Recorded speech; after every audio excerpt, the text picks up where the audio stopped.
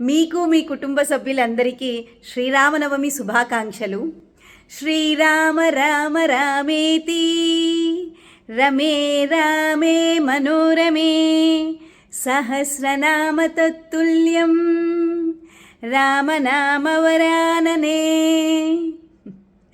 ఈ శ్రీరామనవమి రోజు మనము పానకం వడపప్పు చేసుకొని దాన్ని ఆస్వాదిస్తూ తింటాము.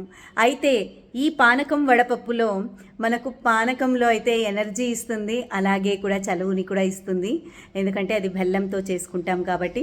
అండ్ అలాగే వడపప్పులో మనకు ప్రోటీన్ ఉంటుంది, అందులో చలువు కూడా మంచిగా ఇస్తుంది. అందుకు ఇది ఎండాకాలంలో చాలా హెల్త్ బెనిఫిట్స్ ఉన్నాయి. అండ్ బేసికలీ కూలింగ్ నేచర్ అన్నమాట అవి రెండు.